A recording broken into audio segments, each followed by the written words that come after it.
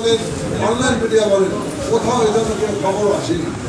তাদের নিজস্ব print media আছে, ইলেকট্রনিক মিডিয়া আছে, অনলাইন মিডিয়া আছে, সেখানেও এই সংবাদটি আসেনি। মানে তারা অসৎ এবং উদ্দেশ্যপ্রণোদিতভাবে বারবার সংবাদের সম্পাদন করছে। এটি হল মাননীয় প্রধানমন্ত্রী জনাব তারেক রহমানের আসন। এখানে আমাদের মাননীয় সরকার প্রধানমন্ত্রী আমাদের দেশনীয় খালেদা জিয়া নির্বাচন করেছে। এটি জিয়া পরিবার আসন। এই আসনটাকে প্রস্তাবিত করার জন্য এটি বারবার তারা এই অসৎ উদ্দেশ্যে নেই সাংবাদিক সম্মেলন করছে। আরও তারা কয়েকটি পয়েন্ট দিয়েছেন, সেটি হলো যে একটা প্রিজাইডিং অফিসারের কথা বলেছেন। আমরা যতটুকু জানি, এটা আমার কথা না, তারপর আমি বলছি, আমার যতটুকু জানা যে গতবারে যারা নির্বাচনের দায়িত্ব পালন করেছেন তাদেরকে দেওয়া হয়েছে।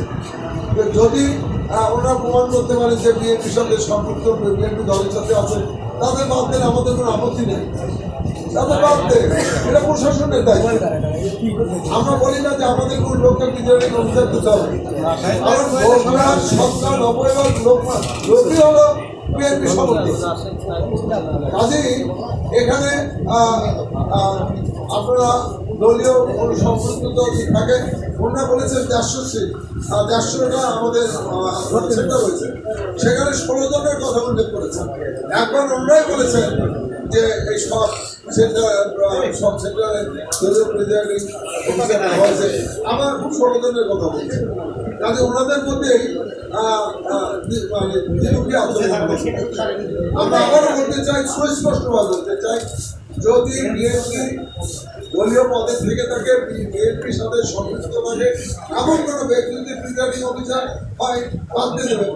আবার জামাত শিবিরের সাথে সম্পৃক্ততা যদি থাকে কোনো প্রিজাইডিং অফিসার, তাকেও বাদ দেবেন।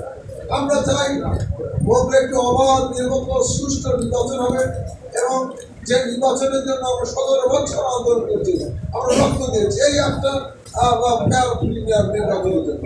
কাজে সেই নির্বাচন